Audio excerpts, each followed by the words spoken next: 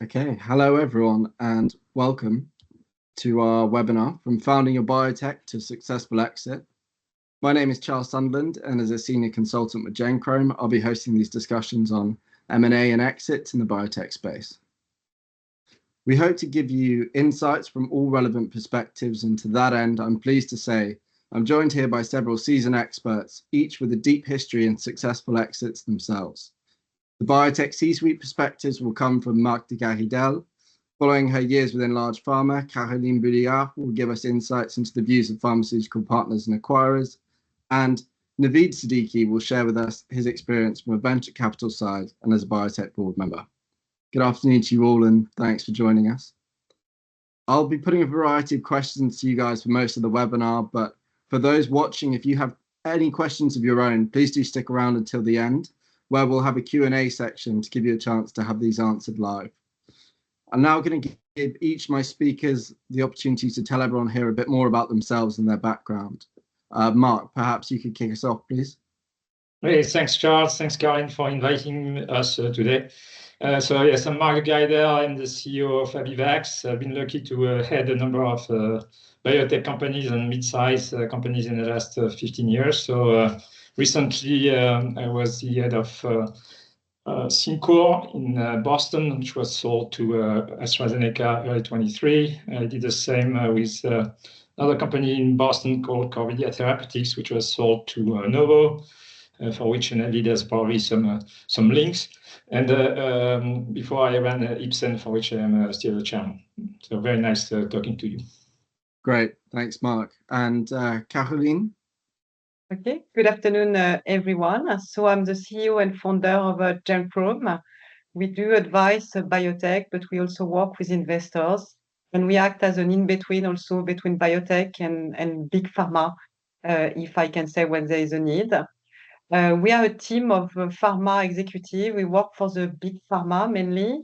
On my side, I'm a PharmD. I work for the logo you can see under my name, GSK, Gilead. We might have Amgen in common with Marc, and maybe not at the same time. Pfizer as well. So I'm very nice. I'm very happy to be with you today. Thanks, Caroline. And Naveed, can you tell us a bit about yourself? Great, thanks, Charles. So pleasure to be here. Naveed Siddiqi, I'm senior partner at Novo Holdings, based in London and Copenhagen. I'm an MD by background. I've been 24 years in biotech, life science venture investing, both mainly private, but also some public. And on that side, my responsibility right now is to help our European venture activities at Novo Holdings. Novo Holdings is the investment arm of the Novo Nordisk Foundation. It's actually the parent company of Novo Nordisk. And basically, we take the dividends that come from Novo Nordisk. We're sort of an investor and invest that capital in biotech, early to late stage, on both sides of the Atlantic. That activity is about 600 million a year, making us one of the largest VC investors globally. Great. Thank you, Naveed. It's great to have all three of you here to give us your different ideas, but let's get started. I think let's start with Marc, actually. Looking back, what were the key factors that led to the successes of your previous exits here, really? What are the key points? Well, I think as a CEO, the fundamentals is what you do, and you need to do it well. So, prior of thinking about M&A, exit, and those things, what you have to do is to essentially develop, a drug that is going to be well differentiated in the marketplace, and which, has a characteristic not only to be approved, but also will fit, within the reimbursement landscape, on a global basis. And this reimbursement landscape is evolving very fast, including in the US.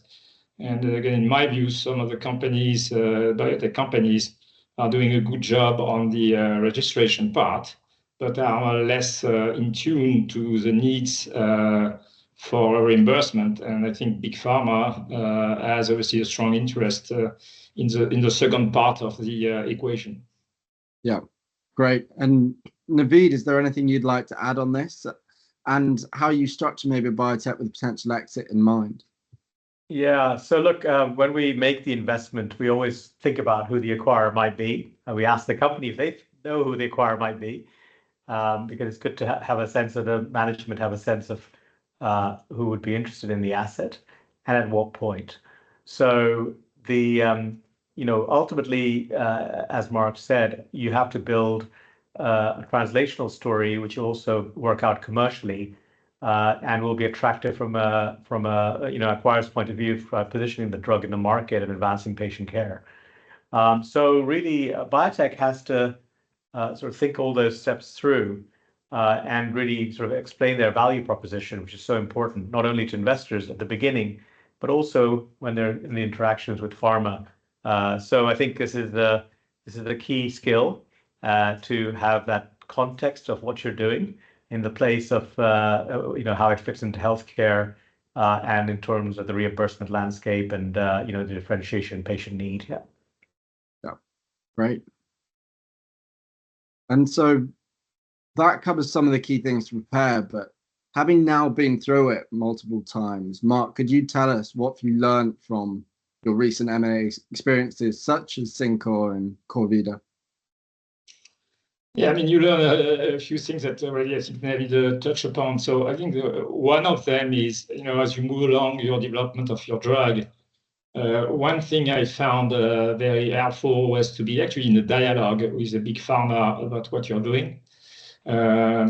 So when you design, for example, in our case, a phase 2 study, you obviously have your own opinion as to what you need to do. You have a steering committee, you have KOLs.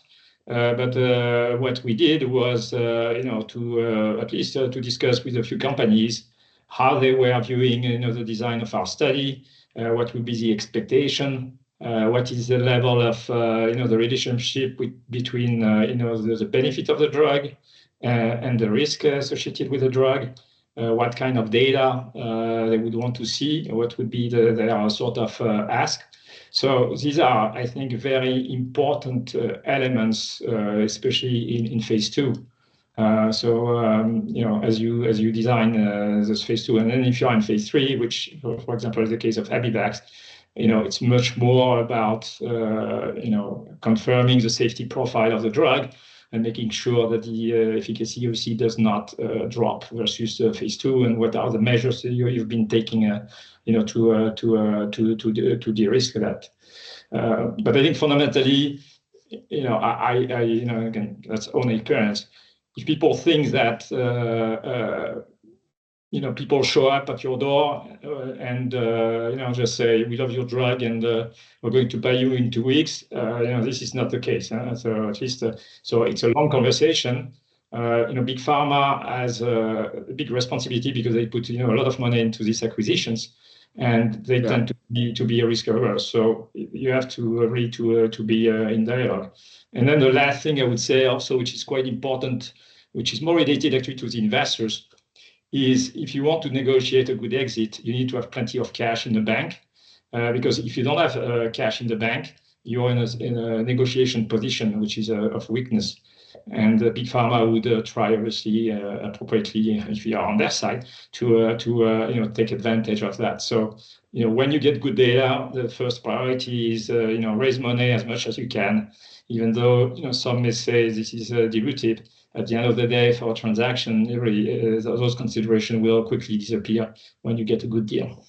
Yeah, great. And I think to that point, I'm just displaying here for everyone watching some of the largest deals last year for illustration. But Naveed, do you have any comment on this and also the lessons you've learned as a board member during M&A? Yeah, so look, there's many. Each M&A have the privilege of being involved in 4 in the last 4 years. Was different and had different considerations, which made that one successful. But I would sort of second Marc's, perspective that turning up at the door isn't how it works. These are relationships that you engage with over time. You need to understand what the buyer is looking for at what point, and what is it that they want you to optimize along the way. So that dialogue is kind of important consideration. You also need to know kind of how the decision-making works at their end. Is it an R&D-led decision-making, and the role of business development or the senior management in the company in kind of ultimately being successful?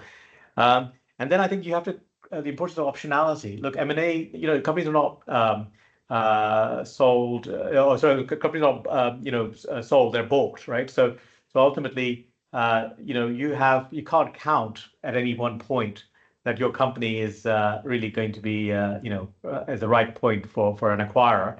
And most M&As only have one buyer actually turning up. So just another thing to remember. So it's not that, you get an auction process in most M&As.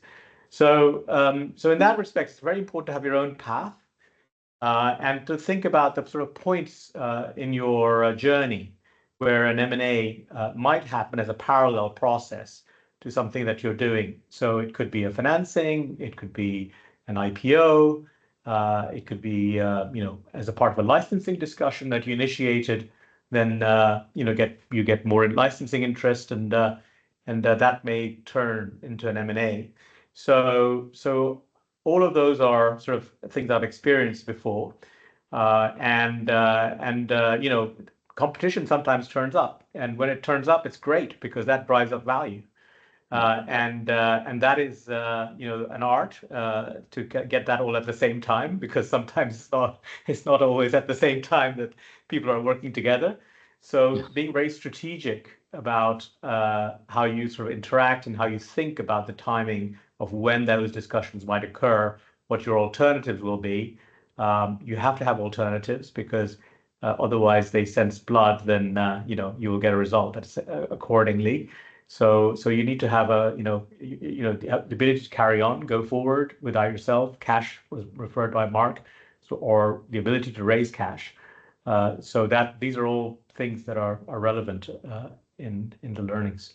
Yeah, and they're not sold, they're bought. I quite like the message to that one there. Yeah. And you touched on it there, but more than M&A, there's other types of exits such as IPOs. Could you tell us a bit more about your experience in these sorts of IPOs? Because I believe Vectiv Bio was one.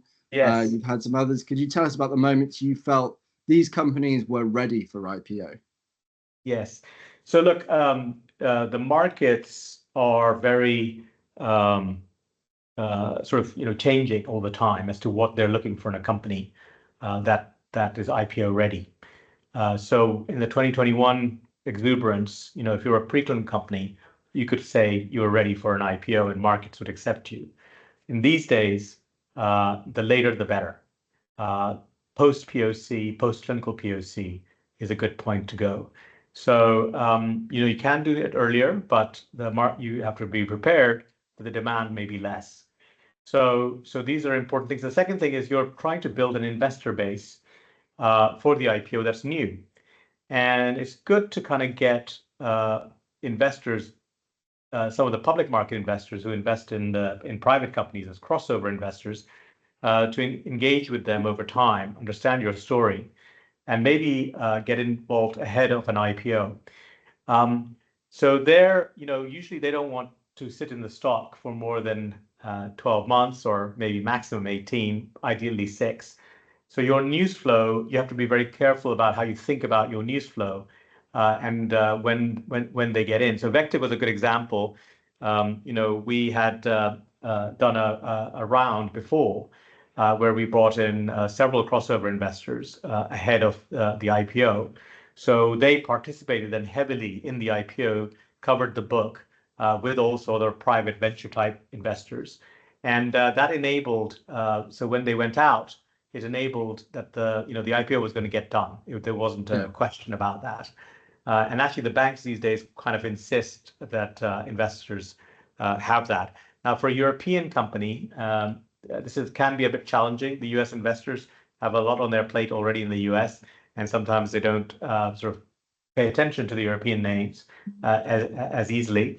And so, building that sort of relationship and awareness over time probably is a greater investment for a European company, but it can pay dividends if they get into your name. It makes it much more easier to go public. If it's a purely European syndicate, you will get comments. People will notice that you don't have, and then they're looking for aftermarket performance. And the more of those sort of public names you have, they know that there'll be sort of good volume and trading. And if that's not their case, then they will know there's not going to be much liquidity, and that may put people off. So that's something to kind of bear in mind as how you sort of think about, building the story. Yeah. And so those crossover investors, how far sort of timeline before the actual IPO do you look to bring those in?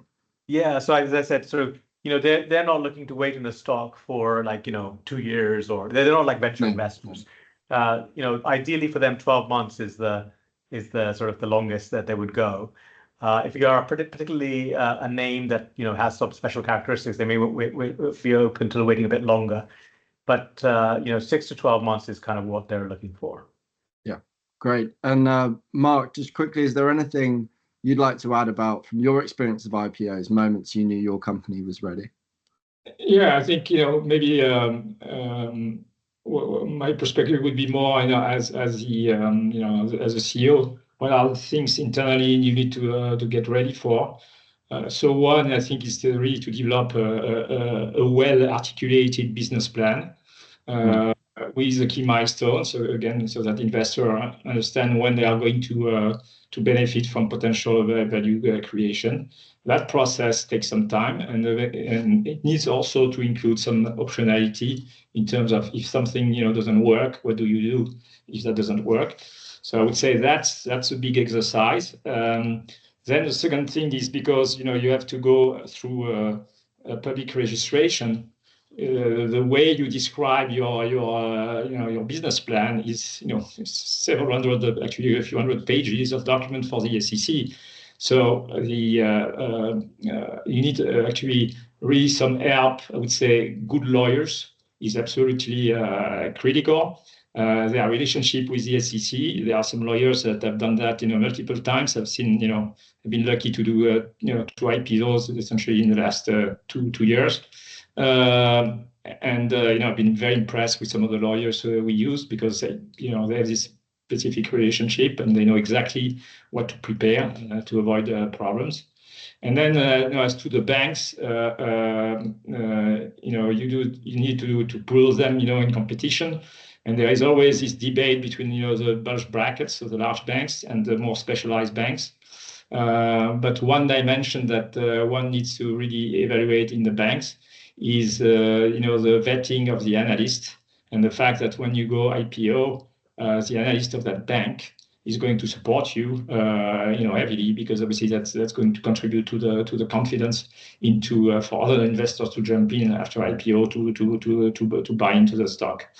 But fundamentally, the biggest thing is what Naveed described is the crossover round. You need to have a very, very solid group of investors, who are going to be able to finance the IPO regardless of the outcome. And I take the Abivax example. We did the IPO last year, whereas nearly 250 million, the worst probably week of the year.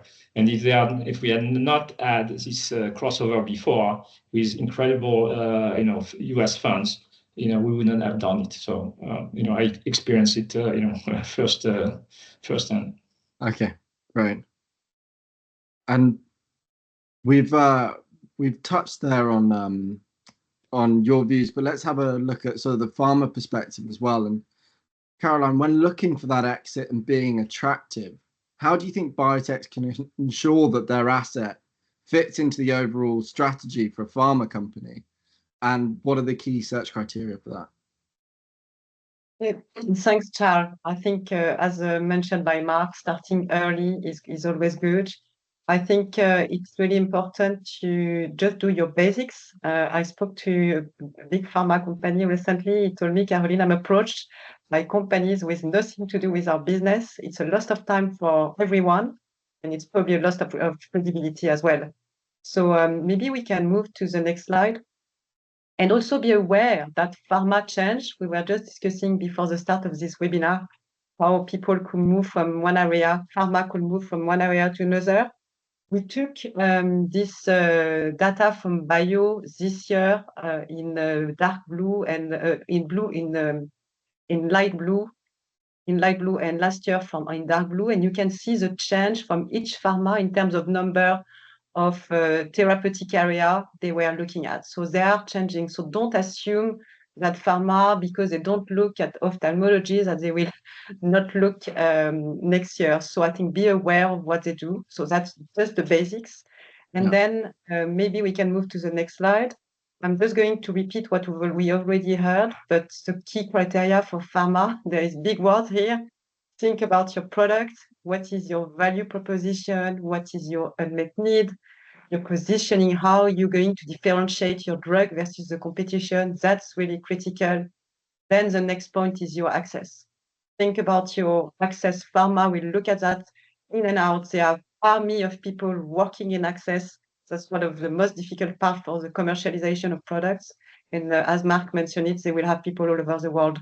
So market access is really critical. And then based on that, the pharma will build a forecast with a price, which is not the list price that we see. It's always complicated to understand what is the price. And then that's the way the pharma will look at it. There are other parameters that we've mentioned in this slide that need to be taken in account. The arrival of generic biosimilars that you need to add. Great, thanks. And while we talk about this roadmap to an exit, I think it's important that we note these exits can come at different points in a biotech's journey. And with these come different perks as well as different challenges. So Naveed, could you start us off here with, from your experience, what you perceive as the advantages and disadvantages of early versus late stage M&A as an investor? Yeah, at the most basic level, it's all about risk versus value, because the more you de-risk, the more value you create. And really, it's your appetite for risk and the ability to raise money to de-risk. Those are sort of the key considerations.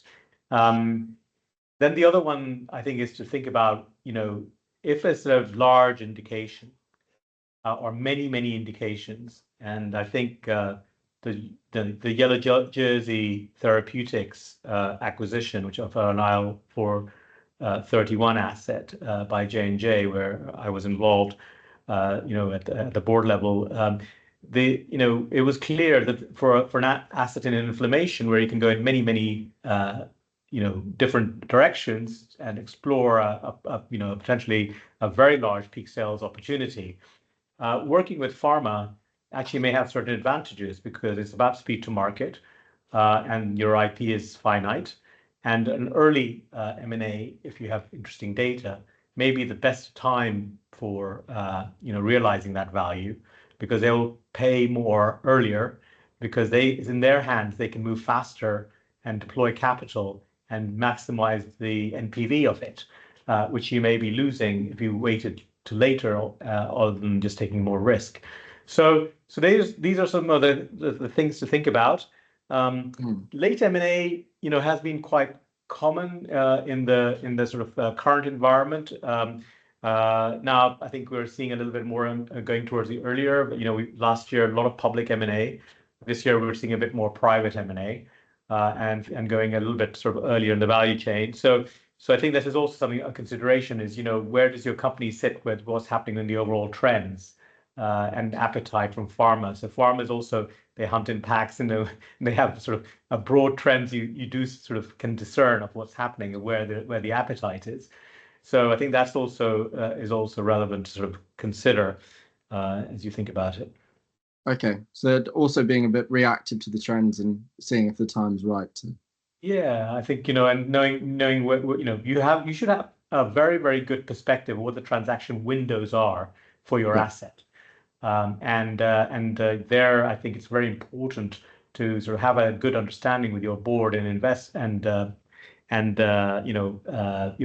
fellow shareholders in the company that what those might be and how to navigate that, because the later you go, the more dilution you get, the greater the value has to be to get the same result. Yeah. So yeah, Naveed, you touched on there on risk versus value as well at the beginning. And once it's determined the time is right and you're presenting companies to buyers, and I'm also going to ask what's the key element to highlight value to the buyer. Maybe Marc, you could kick us off on this. What do you see when you go out and take the company to buyers? How are you highlighting that? Well, I think again, it's part of the prior conversation is you need to demonstrate to the acquirer that your asset is largely de-risked and that the potential of the drug is well defined. And I give you, an example. I'm not going to name the companies, but you take one company that has done phase 2 programs in different patient population with actually different outcomes, some very positive news, some negative news. And you have a company developing essentially the same mechanism of action, but with less risk appetite, so therefore blending the overall population. And then what happens is, in one case, at the end of phase 2, Big Pharma knows much better in which patient population the drug works, versus the other companies that wanted to de-risk actually in order to have a successful phase 2, but actually did not really answer the end question that Big Pharma wants. And in this case, which is close to my heart, company got bought because it really addressed the question from Big Pharma. They knew that at the end of the day, the asset would be de-risked in phase 3 because it was very evident that the drug was working in a specific patient population. Yep, great, thanks. And I think the answers to my next question have been touched on already, but Caroline, when biotechs are enhancing their attractiveness and looking to make these deals, when internally do you first look to integrate commercial strategy into the development? So maybe we can start with the slides we put together. I just wanted to highlight what the big pharma say. GSK, Luc, the chief commercial officer, recently said in an interview that they are always developing assets scientific fluent, but commercially credible. That's one. You look at AstraZeneca, that's their website. They have this kind of will saying what they are looking for when they develop products, the right target, the right tissue, the right safety, the right patient. And in green, the right commercial potential. So this is in the mind of the pharma. So this is really important to think about this commercial input, which might be light at the beginning of your development. If you're in preclinic or in phase 1, it might be a light touch. You have several indications, you are a biotech, you can't go everywhere. You have to make some choice. That's where the commercial input can be very valuable. And then the more you go along your development, the more the input will be important. And I'm sure Marc will agree with me, but from phase 2, 3, you really need to embed this commercial planning and preparation in your development of your drug and start thinking and working with your payers to prepare the launch of these products. Marc, would you add anything? No, again, I would say this is why phase 2 for me is really the cornerstone of drug development. This is when you need to identify where, beyond obviously the dose ranging exercise, which is a must for the FDA to enter the phase 3, you need to have a very profound discussion with KOLs, with your company, with big pharma about what are the questions you really want to have addressed. And again, what I've learned, if you do a good phase 2, de-risk phase 3, and you increase the chance, by the way, that you're going to get more offers to your company, ultimately, and deriving a much greater value. So. Yeah. Well, I think what I'm hearing is that, we need to consider this early and don't leave it too late to do that. And I imagine one of the reasons for that is to preempt pitfalls. But Caroline, can you tell us a bit more about what these potential pitfalls could be and how risks can be anticipated and mitigated in this sense? I spoke recently to a few people in the M&A team. There are some coming back all the time, and we've already touched it. The access, the market access. The company has not prepared enough for the market access, has not have done work to understand what's going to be the issues with the payers and how they can anticipate that and have they identify that for the development of their product. So that's one of the key things, the market access that needs to be embedded as early as possible. The other thing that they mentioned, I mean, we have some people from the US here to be very US focused. I mean, great, we know the sales will go well in the US and will be larger, but it's important to be also focusing on Europe, especially if you are working with, you are targeting global companies, they will want to sell in Europe. So be aware and just work also on the European side and build the right cast and preparation of access for the European side. The other thing that I've heard recently of also speaking with people, the science is usually well done. I mean, the biotech, they work on their science, they know how to present it. The commercial side and the commercial story is not always there. So it's important to ensure there is a nice story added to that. And maybe the last point that I've heard, I mean, the trust is a key thing, and that's going to be critical to manage a good M&A. And if you have gaps in your development or gaps in your drug, I think you need to highlight it. I mean, in a nice way. You have to put in the value of your product. But you know what? They will see the things in the due diligence. So if you hide it, they will not like it, and that's where the trust can be lost. So be as much honest as you can. Sign, but be honest. Okay, good. So now we spoke earlier about highlighting value, and I'd like to go back and build on this more, especially with Marc and Naveed, you two, by asking you both about your approaches to negotiations with potential buyers and partners during the process and how this was done. Marc, do you want to start us off on this one, please?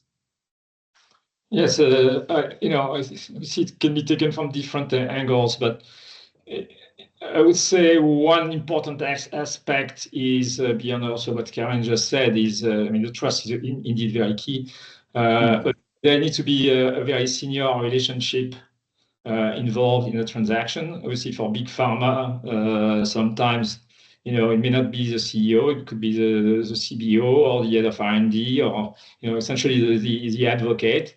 But ultimately, you need to have a conversation between the two CEOs at some point, which I had for my last two transactions. Because what you see in big pharma, again, they do very adequate due diligence, but they don't like risk, right? So because they've been burned before on different things, and they want safety on many fronts. So at some point, you need to have the intervention of both CEOs to say, hey, it's great to be very intelligent. It's great to highlight that, yes, there is always a bit of risk in drug development, but at the end of the day, do you want to do the deal? And you cannot wait forever. So the momentum, when you have this CEO to CEO or CEO to CBO relationship, you need to keep the momentum, because a lot of people are going to try to slow it down because of the complexity of that. And then I think the second element is always what Naveed referred to, is create a competitive environment. So what you have to know is who are going to be the players pretty quickly, so that whether it's going to be one company for the deal, well, essentially a very limited option, which again in the negotiations tends to change. Or, for example, in the Corvidia case, where we were lucky, we had two very well-known companies involved, and we were able to draw a bidding process once we received the two term sheets. And within 2 days, we told them, you give your bid, and the highest bidder win. And we knew these were two great companies, and indeed, this is when the valuation, picked up way beyond actually what we thought would be feasible. Right, great. And Naveed, as a board member and a VC investor, is your approach to these negotiations and your view on it different, or anything you'd like to add to Marc's? No, I think these are all well-made points. what I would say here is also the role of the board in these situations to sort of help guide the direction of things. So, and also the role of the advisor, if there is one, and usually, for the bigger transactions, there always is. And at what point do you engage with them? What you're looking to get from them is quite important. And each advisor has different styles as to how they will present your case. But so those are some of the things that I think are important. The other thing is kind of the communication is very important. So pharma comes with whole armies of people, and you have a small company that at your end, and you need to be sort of mindful about how you communicate with that large group. So I think we talked about transparency, honesty, but it's also controlling what you're saying in a very staged way, so that they understand also that you're not an open kimono right to start, because you're also seeing how good their level of interest is and opening up gradually. So and that helps you also buy some time while you bring other parties up to speed. And gives them, but I think also setting expectations, understanding their expectations. What is the framework that we're going to do this dancing together, right? Over what period of time? What are our expectations? What are the parties looking for? Is it a regional license? Is it a global deal? Is it is there a kind of particular assets they're interested in, or is it the whole company? Are we talking about a co-development? Are we talking about is a co-promoter something to think about here? Is it a straight out license that we're thinking? And then we'll see. So these are very important sort of things to sort of think and plan the process ahead of time. And at the right point in time, an advisor, if well selected, can create that sort of level of understanding at the board level to, hey, this is the pricing range which this particular set of buyers or buyer is likely to pay. So you have some sort of understanding of where a transaction might happen, because the board may not have a good sense of that. So that is useful, but also the advisor also acting where there may be relationships that the advisor has at a very senior level amongst the decision makers, right up to the CEO for pharma, which can be critical to help. And then the role of your own team, your own chairperson can be helpful, just also controlling the board and how they're thinking about things, but also guiding the CEO, and also if they have the network, also being another point of call with the decision makers at the other end. So these are all sort of important things to think about as you sort of prepare for the process. Yeah, and I think we're really seeing from these answers a theme of transparent communication being pretty paramount with this. But as well as these negotiations during M&A, there are of course opportunities for biotechs to partner with pharma before. Do you feel there's advantages of doing these, Naveed? Yeah, I think it's not necessarily a bad sort of strategy. If they've taken a regional license, if you've given the US away, I think it becomes harder. But if you sort of given some 1 or 2 territories, and there's a bit of a familiarity or understanding around it, or you've worked on another program with them on your pipeline, and there is some good confidence between the parties. Those are kind of relationships that help, because it enables that dialogue to develop over time and understanding. We talked earlier about turning up at the doorstep without any familiarities. You're not likely to get a bid easily, or they are unlikely to be the winning buyer. That's what I would say. So doing some that sort of active engagement along the way can be helpful. Now, it can work against you as well, because they know a lot, and they may decide that sort of element of surprise or interest, which is always good for a deal, or not knowing what, having that sort of sense of like newness is also sometimes helpful. But overall, I would say it's an advantage. Yeah. Great. And Caroline, do you see any other advantages beyond what Naveed has said to this? I mean, obviously, partnering can happen at a different time. I mean, we just pull out some example here. I mean, no specifically to discuss about it. And you can see that some companies are even dealing and partnering with several pharma nearly at the same time, with like Bicycle, which is a radio ligand company. But I would say the key things, I mean, it's a way to get some money from the pharma. So that's one way of funding. The other thing is having a partnership with a pharma can bring value to your company. It's always nice to have to say that you have a partnership with a Pfizer or a Novartis, as we are seeing here. As we mentioned before, Marc mentioned the input that you can get from the pharma in the industry. I mean, if you're partnering with them, you can have access to them, you can discuss with them and get input on your programs, and they can be a really good advice. And it can be, why not, the entry door for a future M&A. You are building your relationships with the pharma, and they will be probably on the first window, I don't know how we say that, to buy your company if they want to invest in this field.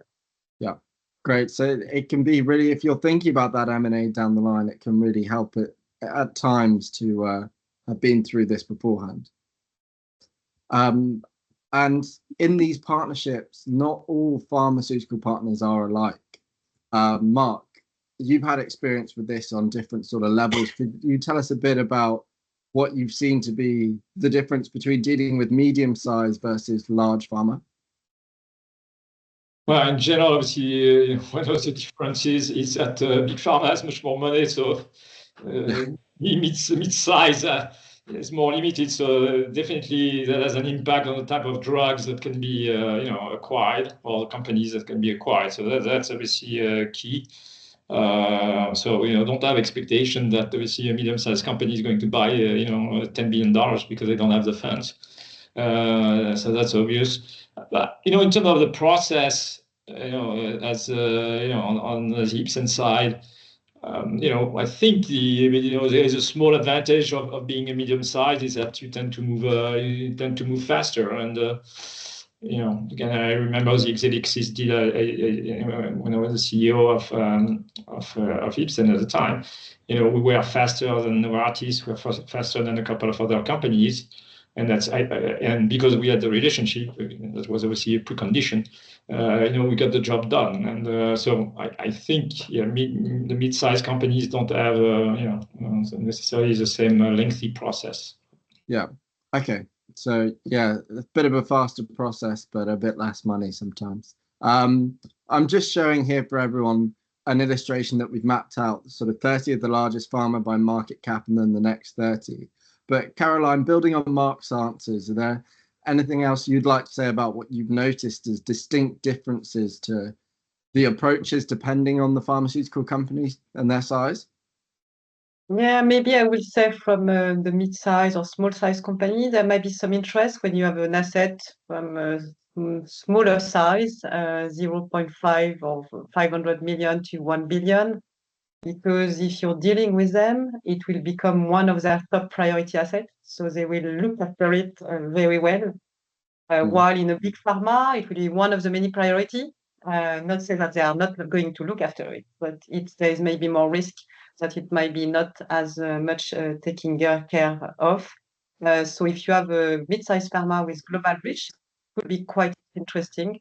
I've read recently, maybe this person is online, that the mid-sized pharma will be more looking for niche blockbuster, while the big pharma will be looking for the blockbuster over 1 billion plus, as Marc mentioned.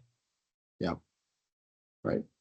Thanks. And we've talked quite a bit about all past experiences so far. So let's talk a bit about the future. And we've touched on trends. Naveed, you've mentioned it, but what trends do you see emerging that could influence future M&A strategy? Yeah, look, it's all about needs, right? What are the pharma needs? And right now, the patent cliff, is a significant need. There's a lot of revenue coming off patent.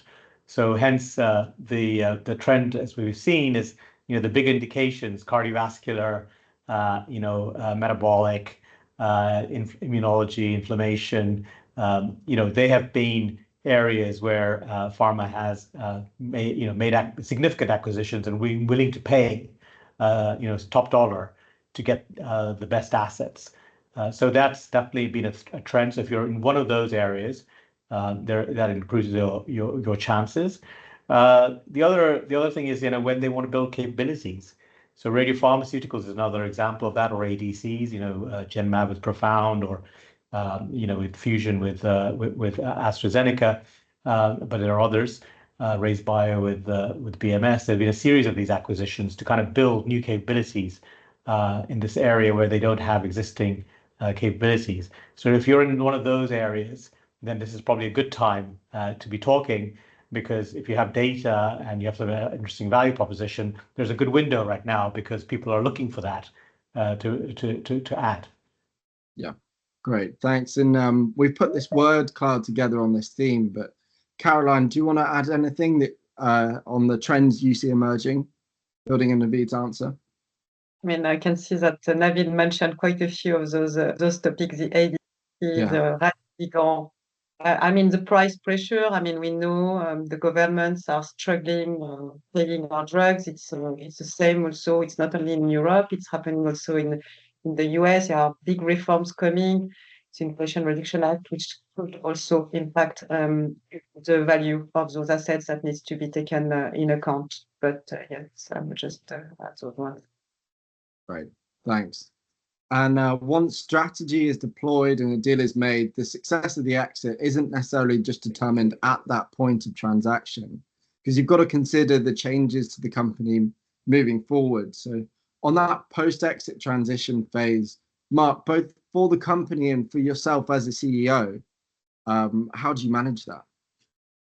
Well, it's actually, when the discussions are becoming very serious and before you are entirely sure that the deal is going to get consumed, there is extensive discussion on the capabilities that need to remain in the short term or in the longer term if a deal is being done. So you go actually through since in general the biotech companies are not an army of people. It's very specific to maybe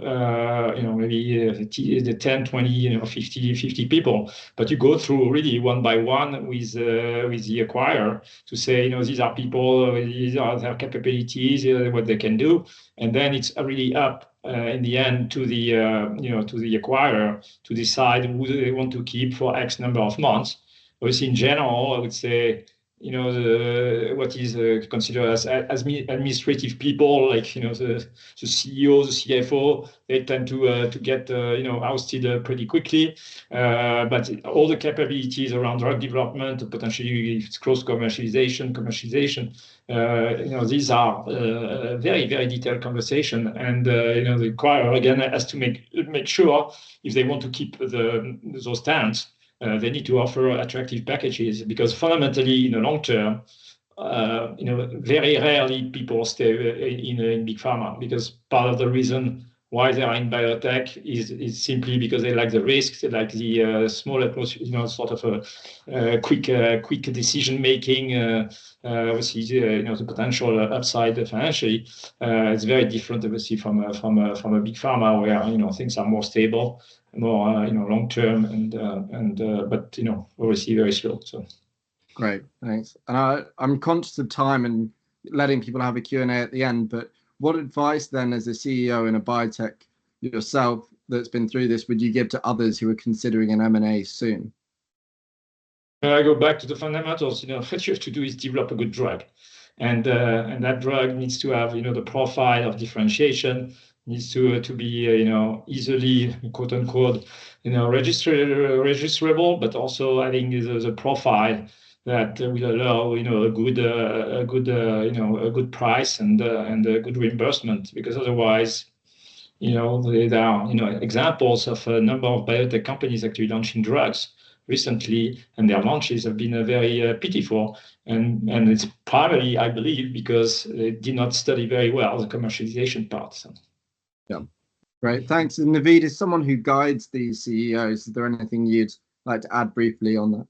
Yeah, I would just say, look, it's really important to carry your key investors and the board along when you're considering to sort of think about this sort of thing, because ultimately what you don't want to happen is you turn up with an offer and the board says, not very interesting. That's a sort of a waste of time for what you've done and your partner, and it's probably some bridges are burnt at that point. So I think it's important to have some sort of sense of what the board is looking for, your key investors are looking for at this point in time, what you're thinking, and get some alignment, so that there are no surprises down the line when you turn up, because then that's kind of a wasted opportunity. Right. Thanks. And Caroline, you're an advisor yourself these days. What is it you'd say to biotechs in these situations? I think maybe we have this slide. I think maybe the one we need to look is the green. I mean, build your relationship, build your knowledge toward the pharma, and it needs to happen before. When the time for M&A is coming, it's nearly too late. Identify well your pharma. I mean, you might put some criteria on why this pharma versus another to fit your story, and then build your story to ensure it's aligned with the pharma strategy. And sometimes you can find very nice angles that maybe the pharma will have not thought, and they will listen to you. And most importantly, we've discussed your champion, things carefully about your stakeholders, who you're going to see, at what time the C level, you want to go to the C level. I mean, going to the business side at the beginning might be a really good strategy. So that's really important to do that and identify your champion. Who is going to be your champion within the company, and each product will be different. Okay, thanks. And to close off my questions before the Q&A, having the right advisor on board, as we've said, can be critical to creating this deal success. But what is it they're doing, Caroline? How do those like Genchrome actually bring the value and play a key role in facilitating these deals? I think what the biotechs value when we work with them, we help them to build their story in the eye of the pharma, how they can fit in the strategy of the pharma with all the elements that we've mentioned earlier on, the access, etc. We can help also to value your assets in the eye of the pharma, because they will do it. But the more prepared you are for evaluating your negotiation, you will be at the same level as they will be, and you can counter-argue and be ready for the negotiation when you will have this conversation with the pharma. So we can help you valuing, and obviously we can help you to reach the pharma and identify which pharma and who are going to see. That's what we do with our clients. And maybe we can go to the next Q&A. So, yeah, let's move to the Q&A, because that's all the questions I had prepared, but I want to open it up to the audience and see if there's anything else that they would like to add. So there's a Q&A section in the Teams chat if people would like to submit questions now. Let's have a look. We've got one. What are the steps to the M&A process and how long does it take? I think that would be a good one to start us off. Who would like to take that one? Naveed, you've done more deals. Okay, so look, we talked about some of these elements earlier on, but the steps are kind of that early engagement is important. Thinking when to engage is important also, because you don't want to over engage. You want to be making sure that you are they get familiar with the story, but they understand the data is coming. Then you might wait until you have something to talk about, and then you need to be clear about what you're asking and what the message is. So just giving people an update without any clear sort of perspective there, I think, is not very useful for either party. So those are sort of important things about sort of the steps you need to take. And then I think you have to be clear about what's the time frame that you're looking to do something and why, right? And that could be because you say, look, there's a window here for us to do something because we're going to finance or we're going to do an IPO. And we want to make sure that there's sufficient time for us to do this together, and otherwise we will kind of move on. So they understand that there is a time frame that you're doing this with some expectations, some alignment on that. And then I think you do have to understand that the process mustn't go stale, because if the process goes stale, that doesn't work in your advantage. So you also have to be thinking very carefully about how you position yourself and how you do the discussions, because if they drag on too long, that's not going to work in your favor. So that's what I say is the key steps. Yeah, great. And we've had one here saying, would you suggest to someone early in their career, first 10 years, to join an early VC-backed biotech if they want to become a biotech entrepreneur, or rather go into the big pharma VC M&A first? And I've had that more established experience background from the bigger partners before the smaller ones. Marc, maybe do you want to take that one? I think both can work. Again, in my modest case, I learned big pharma first, and then I went more into the smaller, biotech world. But I've seen some of my people working for me coming from VCs who have jumped the operational, world. So, I think you need at least from from a CEO role. Running a biotech or being in a key role at biotech, it's not an easy story. So you have to, you need a lot of composure. You go through a lot of ups and downs. So having experience before and having some at least framework where you're on the right track and you're not panicking, I think is helpful. But again, that framework can be given either by the VCs because they see a lot of things and lots of different cases, and you learn from things.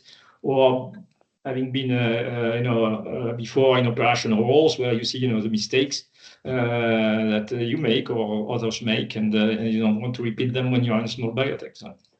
Yeah. And we've got another one here asking which of the key events / forums that you'd advise biotech CEOs to attend to engage with farmers or investors. Well, yeah, Naveed, I'll ask you first as someone who guides. So maybe I'll do the investor part, and maybe Marc can do the pharma part. So yeah. So I think on the investor side, I think in Europe we have some key conferences where investors turn up. I would sort of say the BioEquity conference is an important one run by BioCentury. Jefferies have a conference in London in November where there's a kind of a mini JP Morgan type event in London where there's a lot of investors turning up. So I think that's another good place to be. Then there are some regional conferences, local conferences that occur across Europe and in the US. I think it's worth going to that. The banks host conferences, in London and New York, and these are some things to make. It's worth making the trip especially if you're courting US investors. And then the big events like Bio, etc. is a bit of a zoo. There's a lot of people there, so you might not get as much one-on-one interaction there, but these are big conferences and people turn up to those. So those are some examples. Thanks. And Marc, any other examples you'd add to that? I would say, obviously the annual, famous and infamous JP Morgan conference, where half of the industry shows up. Everybody is not happy to come there, but at the end of the day, it's a very, you get to see and you can update everyone on what you're doing, and all the big pharmas are there, and very often the senior executives. So, for example, for the Corvidia transaction, we met with the Novo senior team at JP Morgan, which ultimately 6 months later, I think helped seal the deal. So I think JP Morgan is probably one of the place to be for meeting big pharmas. But I would also say the VCs have their own conferences where they invite the head of R&D of some of the big pharmas or the CBOs. And then, you have actually very good, can have a very direct contact with under those settings, which are less formal, where actually you have a coffee and you discuss about things, and then you can get a lot of traction. So I would say there is a formal things like JP Morgan, but informal things are also great, and the VCs do a great job in that regard. So. Great, thank you. And we've already run over by a minute, so I'll probably have to leave it there. But questions that have been asked in the Q&A, we will try and get answers out to people with the recording later. But just want to say thank you so much to all three of you for joining me today and answering the questions. I really appreciate it. And I hope everyone watching learned a lot from it. Thank you very much. Thanks. Have a Thanks, good day. guys. Thank you. Take care. Bye-bye.